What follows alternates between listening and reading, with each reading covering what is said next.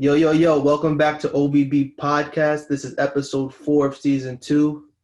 We want to thank everybody who's been watching the first 3 episodes. It is greatly appreciated.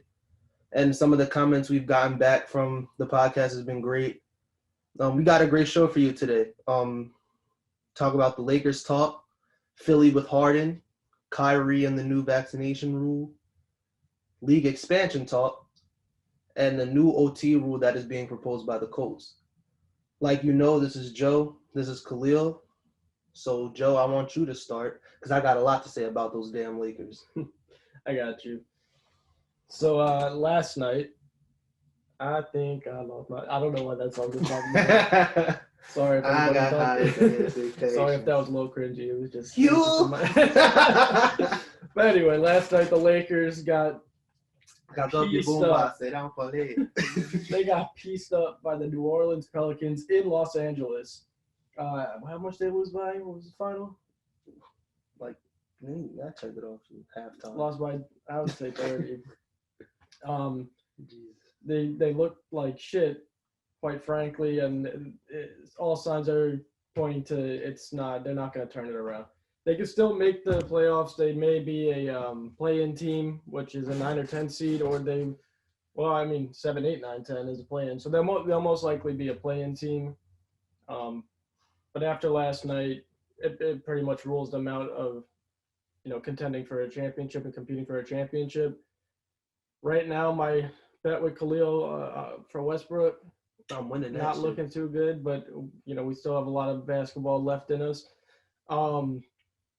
I don't know. It's honestly just kind of a disgrace the way they're playing. I mean, last night LeBron had like 32, but it wasn't like a powerful 32. They lost by 30. Westbrook didn't play bad. He had, I think, like 15, 5 and 5 or something. 7 turnovers. LeBron had 7 turnovers too. I know, but he's not off the hook either. Their role players don't do anything for them. They don't have AD, but that doesn't give them an excuse to lose to New Orleans by 30. For me, I just think it's over. So you said it the nice way. The Lakers are ass. They're ass. They said this team has the potential to be 2012-13-ish, the Kobe team that underachieved. This is worse by far. They're a disgrace. No heart. Where is their defense? It's horrible. Every time somebody's open for a 3 and LeBron, Westbrook, or whoever's in the paint just sits there and throws a hand at him from inside the paint like that's going to do something. Then you have the way they played last night, they got a nerve to be mad at the fans. You serious? Trevor Ariza was about to go up in the stands. Yeah, who's that? If you showed this much fight on the court, you wouldn't have lost by 30. You might have lost by 15. What? And Russell Westbrook has fooled us. Not even in terms of his play. His attitude. We thought the guy who hated to lose the most. 2 times this year he said he's acted like he hasn't cared after a loss. What is that? We've been fooled by Russell Westbrook. And today, I wake up to news that we waived DeAndre Jordan. Okay, good sign. Who the hell are we going to get? DJ Augustine and Wenyen Gabriel. Hanging Wenyen. DJ Augustine, 5 points and 1 assist. That's what he's averaging this year. Wenyen Gabriel. Where was he? Houston. Wenyen Gabriel, in 7 games out of 60 we've played so far. He's only played 7 games so far. He's 2 points and 2 rebounds. Where was he? Sacramento still? I don't know where the hell he was at, but who the fuck are they helping? Who are they helping? LeBron. Who are they helping? Seriously. I would trade Anthony Davis as soon as possible. Really? Yes. It's not even about his talent. It's about he's always hurt. I don't know who you might trade him for, but it'd be a great way to get at least 2 picks back. It would be a great way to get because they care so much about a pick, they didn't want to trade it. It's the best way to get a couple picks back. They have Westbrook on contract right now, right? Yeah. So shoot me now. But anyway, Anthony Davis's play, defensively, he hasn't slipped. He's still great. But where the hell is his jumper and his free throws at? He shot 80-something. He had shot like 88% in the playoffs in 2020 to come back the next year. It's like Space Jam when they took Michael Jordan's talent. Not Michael Jordan, Patrick Ewing's talent. That's what it looks like. Somebody sucked the talent out of Anthony Davis. Pause. Pause. Pause. Pause. Pause. LeBron James, you've played great in year 19. You have, individually. But you're just as much to blame. You brought this team together. Stephen A. said today he should think about leaving. No, he shouldn't. He shouldn't. He shouldn't. He is just as responsible. I don't like his attitude. His attitude sucks as well. I don't like his attitude this year. After you lose, you're going to say, I just want to go home. This was a while ago. I just want to go home and have a glass of wine. What? What? So the mindset of this team is just somewhere else, and it starts upstairs. Their management is horrible. Their coach, well, actually, I'll work my way up. Vogel should have been fired after last year for not playing Trez, or he should have been fired for not playing Trez, and he should be fired for not playing Dwight at all this year. I forgot they had Trez last year, Montrezl Harrell. You start DeAndre Jordan. You start DeAndre Jordan. I saw his picture on the milk carton before this year. You start him? There's nobody else. I mean, there's just Dwight. Dwight. And Vogel, his lineups are horrible. His lineups suck. Why the hell is Avery Bradley and Trevor Ariza in the game together? For defense, their man is scoring 30 on both of them.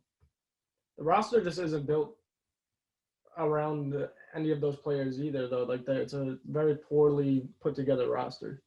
It's just pissing me off, man. I expected them to struggle. Yeah, whatever. But 6 games under 500? Really? Really? The Clippers shouldn't be the ones moving out of LA. It should be those guys. That's all I got to say. That's all you got? Damn. It's not looking too good in La La Land. But there is how many games left? There's still a decent amount of basketball to be played. Things could turn around. I just don't see it happening. And apparently Cleo does not either. Moving on, Will. It's a shame. Things are looking pretty good on the other side of the country, the East Coast, Philly. Yep. Philadelphia has has acquired James Harden to pair him with Embiid, Maxey, and Tobias. And their first game together, Harden goes crazy, 30+. Embiid goes crazy, win by 30 against a decent Minnesota team. And then they play the Knicks in MSG. Harden, triple-double. Embiid, 37 points. It wasn't as much of a dominant win as it was in Minnesota, but they got the job done. And it really, the Knicks were trying, but you never really saw them coming back into that game. Originally, a few episodes. Left-hand bandit. A few episodes ago, we talked about this, saying, still no one's going to beat Milwaukee. I didn't believe it. But I think this team has a chance to win it all now. What you got? Oh, okay. I thought you were going to keep going. Philly looks great. Harden's averaging 28, Embiid 35, Maxey's 24. Tobias kind of slipped a little bit. He's only averaging 8 points in these 2 games. But defensively, they're going to struggle. Just not even for the fact that they're going to be giving up a lot of points. They're going to be in a lot of foul trouble, a lot. Because Harden's not a great on-ball guy. So some of those fouls where you drive past him and he kind of bumps you or reaches in, he's getting at least 2 of those a game. He's also one of those help defenders where he reaches a lot on somebody else's man who's driving. That could lead into a foul. I think he's smart enough to not have more than 4 fouls, But I mean, it depends on which refs you get. It really depends on what refs you get. So it's and then they also put Embiid in bad spots because he's going to constantly be trying to help. Because you're going to blow past Harden. You're going to blow past Tobias. It was actually funny. I got an update before saying Philly's aggressively pursuing DeAndre Jordan. Yeah, that's going to help. That's going to really help nobody. But anyway, they're gonna struggle. They're really going to struggle defensively, more so because of the foul trouble, because not a lot of teams are going to be able to outscore them. But it's just defensively is going to be very hard because of Embiid always going to have to try to help. And the perimeter guys might foul some. So I think that's something to look out for. But everything else offensively, they look great and they're only getting better. So I'm excited to see what they do. I'm not going to go crazy about it because they played Minnesota and New York. But they look great. They did what they were supposed to do. Yeah, I would love to see them up against one of the top teams in the East or West, honestly. Yep. But and I just want to see how stuff happens when, stuff gets a little rough. I want to see what happens then. Because if they have to wait to the playoffs for something to get rough, they could get bounced. Yeah. I think they could lose in the first round, and I think they can win a championship. It's depending on the styles, because the East is so tight. It's so close. Yeah. It's so close. It's like they could lose in the first round, and it won't even be a surprise. And then they can win the championship, and it won't be a surprise. Well, so the next few games, they have the Knicks again at home this time. They have Cleveland, which is a better team. Yeah. But then they have to play in Miami, against Chicago, and against the Nets, and hopefully KD's back by March 10th. Is Kyrie going to be there? He's on the road, so. Oh, they're on the road? Okay, yeah. So that should be interesting. That should be a good test for them. I do like your point, though, because Harden and Embiid, when they get pushed around, they don't always have a great response to it. Kind of fading. Mm-hmm. So I would love to see it. I would love to see, because Philadelphia, even before Harden got there, they've had some bad playoff losses and bad playoff series. So we should see, and health is a huge part in this team as well, because you have Embiid, who's always getting sick in the playoffs or hurt in the playoffs. You got Harden now. You hurt your hamstring once, you're just as likely to tear it again. So I want health and fouls are going to be huge for this team. I'm not a big Harden fan. I'm not a big Embiid fan, but I do like the way this team is playing the last 2 nights that they have played. They've got me watching them, and I enjoy it. So I'm pretty excited for this team to see where it goes. I'd like to see them match up against Milwaukee. Let me look up. I think Milwaukee beats them easily. I don't know if it's as easy as I thought it was. I think they beat them right now. Because if you even want to do the numbers game, when they go to their bench, who do they have? That's the biggest fall in Philly. Like where are they getting their points? I understand you could play the starters with bench. I don't know, but that's a lot of burden you're putting on your starters. So it looks like they play Milwaukee March 29th. Well, I'm talking about the playoffs. Regular season is. I still have Milwaukee over them, but I think it'll be obviously. I think they beat them in 5. 5 or I'll give them 6 now. I think they beat them in 5. I'll give them 6 now.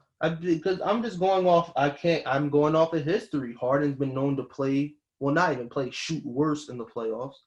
Embiid's known to probably not be healthy. This is going to be Maxi's first for real go-around. Tobias, I want to see where he fits in with all that, because he's been known not to have great playoff stretches. And I think Milwaukee matches up with this team the best because they have big bodies. They have big bodies. And Brook Lopez, not to say that he's going to stop Embiid by any means, but that's another big body you could throw at him and make it somewhat difficult, because there was a time where he led the league in blocks, Brook Lopez. And I would just... And they have Ibaka now, too. They have Ibaka. They have... I forgot they got him. So they got a lot of big bodies, including Giannis, who's a defensive player of the year. And Chris Middleton, because if we're just going to go by matchups, point guard, Harden, Harden wins that. But I don't think by a lot, especially in a playoff series, the way Jrue Holiday plays defense. Shooting guard, Grayson Allen, Danny Green. I like my chances with Grayson Allen. Well, it'd be Maxey. No, because it's 5. They got to play 5. Tobias is their 4. Mm. So I would like Grayson Allen in that matchup against Danny Green. Chris Middleton and Maxey. I like that matchup a lot for Chris Middleton. Then Giannis and Tobias. That's Giannis is probably. So who guards? Who's guarding Giannis, and who's guarding Chris Middleton, and who's guarding Jrue Holiday? So I would assume Harden would guard Holiday. Harden guard Holiday, but Holiday makes you defend. Mhm. So does that take away from James Harden's offense? Because we've seen him having to play against people and have to guard, and he doesn't have the legs in the fourth quarter. That's why Houston misses 33s in a row and he misses 11 of them or something like Who do that. you think guards Giannis? It can't be Embiid for the whole game because fouls. They probably have to go more of a team style defense against that team. Then you go team style defense. Chris Middleton can take a game over. Mm-hmm. Drew Holiday can win you a game. It's gonna be a very interesting matchup. I think those are the top two right now until KD and them get healthy. Yeah, and then again, Miami. Then again, it's like KD. He comes back healthy. If it's just him and Ben, I like my chances with Philly or Milwaukee over both of them. And then we gotta fit Miami in there somewhere. Miami, yeah, they're cool. They're a dangerous one. Because they can all defend. It also depends on what Miami team you get that night. It does. Or that series. It does. It's going to be a very, very jam-packed Eastern Conference playoff, and I'm very excited for it. I'm hyped. I'm hyped. But I don't think Philly's going to have great playoff success. But I wouldn't be surprised if they do. So it's a tough read. But if I was going to put money on it, I would say Philly loses in the second round, depending on who they get in the first round. Because if Milwaukee stays in that 4 or 5, they're not making it out the first round. But if they have to play Cleveland, they'll make it out. So we'll see. We will see. Time will tell. And then we got Kyrie Irving. People got excited for a second as New York City is lifting their vaccine mandate and their mask mandate. But for some reason, Kyrie's still not able to play for the Nets at home. He is, however, able to sit on the bench and watch, which I don't see what the difference is there from letting him play and sit on the bench. But it's looking like Brooklyn's still not going to have Kyrie at home for the rest of the year. So I always thought that was a dumbass rule. Like, how can road players come in and play and he can't? That shit just didn't make sense to me, even from jump. It didn't make sense to me. But now he can go into the stadium but can't play. That has to be the stupidest shit I've ever heard in my life. It's so stupid. It's the dumbest shit I've ever heard in my life. It really is, and it's like, I would just tell him. I mean, I'm not one to say what people should do or not do or whatever, but it's hard. Just from a selfish standpoint, please get vaxxed. I think it's way too late for that. You're a top 20 player in a league, maybe top 10. You're missed out there. Not from just your team, but just from fans everywhere. And it was great to see him ball against Milwaukee. Yeah, and it's like, but I get it. It's whatever. But I mean, let's miss you, and it's like this could hurt Kyrie in the long run. Not even the fact that he's not vaccinated, but it's like he's never on the court at all. I just don't understand how they lift the mandate, but he still can't play. That doesn't make sense to me at all, because he should be able to play. No matter what your views is on it, he should be able to play. Because if you're going to allow other people from different states to come in and play, why can't he play? Or if you're going to allow him to play in other states, why can't he play? And I saw this. I'm stealing this from First Take, but I saw this. Kyrie Irving doesn't even live in New York. He lives in New Jersey. Mm-hmm. So I would try to, if I was Kyrie, either get vaxxed or try to really fight and say you live in New Jersey. Yeah, but they play in Brooklyn. So, but technically he's not in that state. Like, if New Jersey were to have a team and go play Brooklyn, he'd be able to play. Oh, yeah. But so I would try something if you really don't want to get vaxxed. I mean, I'm not saying it's right or wrong or if it's ethical or not, but he got to try something because he's missed out there. That's really all I have on Kyrie right now. It just sucks to not see him play. It really does, man. Like I said, I'm not one to tell people what they should and shouldn't do, but I miss seeing him play. He's the most entertaining player in the league, or top 3 most entertaining players to watch in the league. because he's a 50, 40, 90 guy who has the best handles of all time. But I just want to see where Kyrie is in the next 5 years. I would assume out the league. I Because Kyrie wants to retire young anyway. I don't know what he wants. I don't know what he wants. But it's crazy. It's really crazy because it's like he's never on the court for something. And I think where people were so like we're riding hard for Kyrie on that aspect of not getting vaccine and standing up to the oppressor. And it's like I think a lot of the frustration was not even that he was vaccinated. It was just like you missed the whole year the year before. Yeah. Then you missed the whole year before that. And then you're always hurt. And then it's like you need a break for mental health. But within those 2 weeks, you're out partying with your sister. It's not a good look. It's not a good look. And I think that's where most of that frustration comes from. Not from the point that he's vaccinated, that he's not vaccinated, because I'm vaccinated. Everybody had their reservations about it. But everybody, I have my reservations about it. I know you had your reservations about it. I didn't want to get it for a little bit. But at the end of the day, it's like you got to do what you got to do. So, all right, we can move on from that. Yeah. Heading over to the NFL, the Indianapolis Colts proposed a new change to the overtime rules to the NFL, saying that when the game enters overtime in the regular season and the playoffs, that each team should get a possession regardless if the first team scores a touchdown. I think that is what everyone is looking for after watching the ending of the Kansas City Buffalo game in the playoffs, where Mahomes got the ball, Josh Allen played a hell of a game, never got to touch the ball in overtime. That was it. They scored with what? They scored with 13 seconds remaining, and Mahomes got it done, and then he never got the ball back.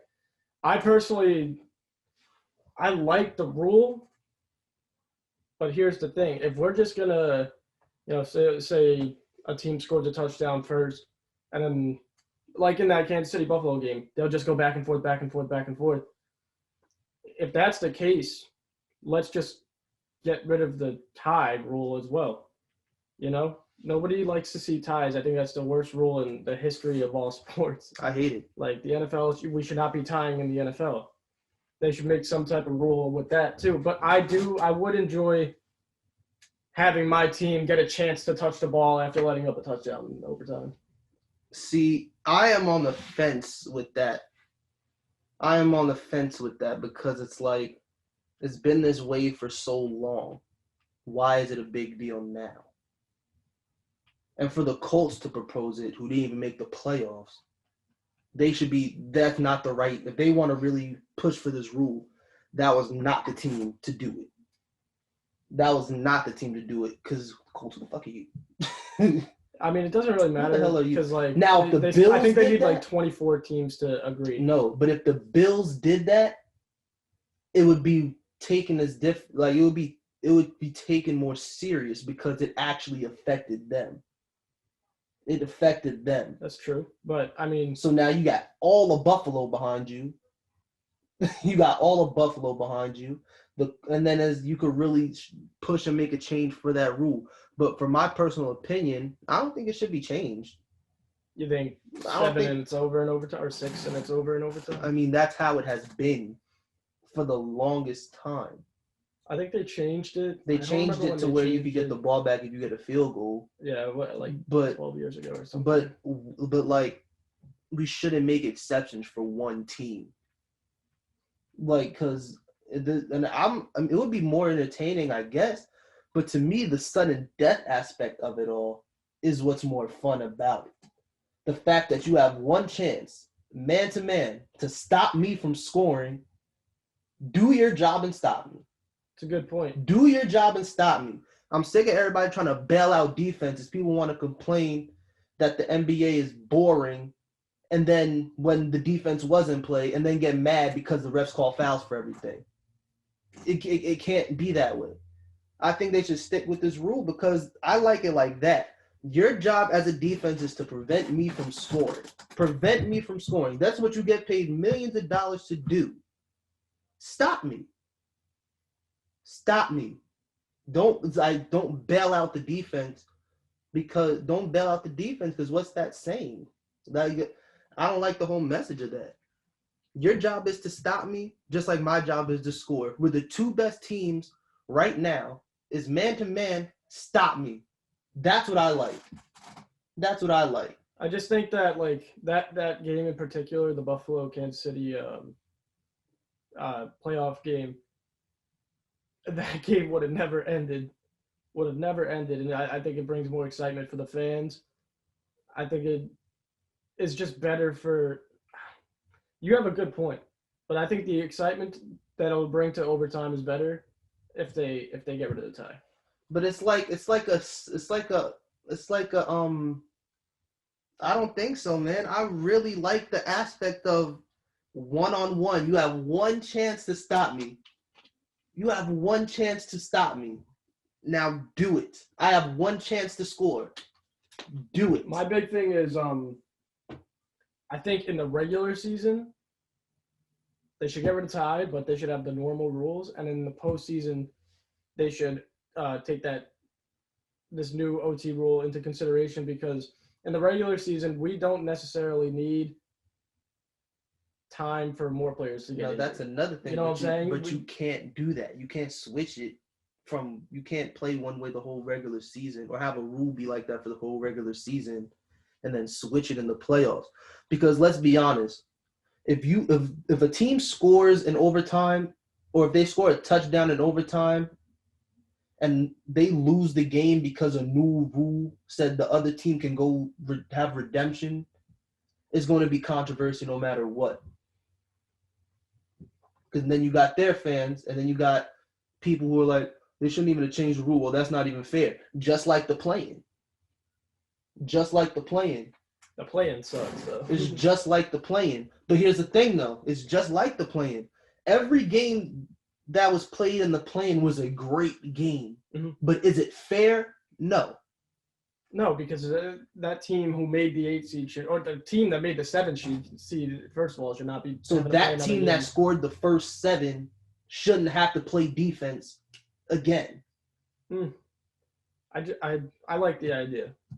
I mean, I guess it'd be more entertaining, more football, but then, like you said, you put guys in jeopardy of getting hurt. That's why I don't like them to use it in the regular season. But people get hurt in playoffs, too. We've seen it a lot just this last playoffs. I just keep it the way it is for right now. Keep it the way it is because it's like somebody's going to get screwed over, whether it's the person who loses or the person who wins. Because if that team scores first, I bet you that, and then another team scores and they beat them, when they happen to beat them, the second team that gets the ball beats them, guarantee that first team complains that about the new rule change, even though their owner or whoever votes probably voted for that rule to pass. It just causes inconsistency. So that's where I'm at with that. All right, so that pretty much wraps up that talk. We'll see. I think that they're going to probably start talking about that soon. So we'll see what goes on with that. And that leads us to our final topic of today's show. It's like a little game, little thing you'd like to see. No fun. So the question is, if leagues expanded, so it could be the NBA, NFL, NHL, whatever you want. If leagues expanded, which cities would need a new team? Or would you like to see have a new team? Well, definitely. Well, if we're talking NBA, well, I'm going to just stick with the NBA. Seattle definitely deserves a team because up until that point, they were always relevant. Except for maybe those little early years in 2000. But think of the historic, that team would win a championship, even though it was in 79, I think, or 78. They won a championship. In the 90s, they were relevant, always conference finals or finals. 2000s, you had guys like Ray Allen who was there, was at least in the playoffs. So Rashard Lewis, well, wow, you just threw me off. I can't believe I just said his name. I said a Rashard Lewis like he was somebody. God damn. Love you, bro. But then even in the late 2000s, you draft Kevin Durant. And Westbrook, low-key. And you draft Durant and Westbrook, who have grown to be the top 75 players. And you get to get a James Harden later and a Serge Ibaka, but you don't even get to see that team become great because Kevin Durant loves it in Seattle. And if it doesn't move, maybe he doesn't move. That's always. So it's a tough situation because Seattle, it's not like they sucked for 20 years and then they decided to make the move. They were relevant. They had relevant players in the 80s, 90s, 2000s, and they still got moved. So I think it was very unfair what happened to them. And now, obviously, if you put a team in the West, you got to go to the East. And I think Virginia should get a basketball team. Virginia should get a basketball team because obviously they don't have one. And I guess they have Washington. They have Washington, the DMV area, but Virginia doesn't have their own team. They don't have their own team. And I think Virginia would be a great place for a basketball team because like the school Virginia, they've always been good. They've always been relevant, a couple number one seeds, and their fans root so hard for them. So I would love to see a professional team in Virginia because, I think it would be a perfect East Coast city for them to have, state, but depending on whatever city they put it in. But I think it was, how's that pause? Depending on whatever city they put it in, I think Virginia could be, I think Virginia can be a great destination for, because you see a lot of these guys from the DMV area, they might want to go home. It's a good point. For me, I'm going to stick with the NBA also. Over the last couple of years, we got to see the NHL expand out to Vegas with the Golden Knights. Then came the Vegas Raiders in the NFL. Why not put a NBA team in Vegas, make it complete, three whole teams? I don't think that'll ever happen. I don't think it will happen either. Just from the outside distractions, because the NBA is all about image. If you catch a player drunk coming out of a casino or trying to fight a guy because he didn't give him his money, it could go bad. But, it would be great for the league. Vegas is it's lit, and it'll bring some new spice to the NBA, I like to say. Some spice. But, the NHL did it. Spice Adams. The NFL did it. NHL did it. NFL did it. Why not just get them a third team? Okay. I think it'll bring a lot of excitement. That's the word, spice. Excitement. And, they'll definitely have some fans over there, too. Oh, for sure. And I'd love to see the arena that they would make. It would probably be the arena would be sick. hard. So, I don't know. That's one to think about. And if I was going to do another one, like you said, on the East Coast, I don't really have one. I just like to see Vegas. And another thing, not to cut you off, but Virginia is one of the earliest states. Yeah, that's true. For Harvard, but whatever. Yeah. But it is one of the earliest states, and it's kind of surprising they don't have a team. But that's all I got. You're not an East Coast team? Yeah. If I was going to do an East Coast team, probably like some funny shit like Maine. Get Maine a team. Rhode Island. Get Rhode Island a Vermont. team. For my boy Andrew, Shout out Andrew. Get any team in Vermont. Nah, I'm just joking. You catch a lot of players on that good. Ain't nothing happening in Vermont.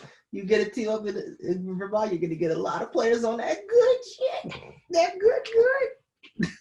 All right, y'all. I think that's it for today, right? Mm-hmm. So, upcoming episodes, we have a big UFC event this weekend. Hopefully, we get to dive into that a little bit. And we'll just keep going with NBA, NFL. We'll see how maybe we can work in some other sports, but we're just going to keep updated with y'all. So, thanks to all of our viewers. Appreciate you And we'll guys. see y'all next time. Appreciate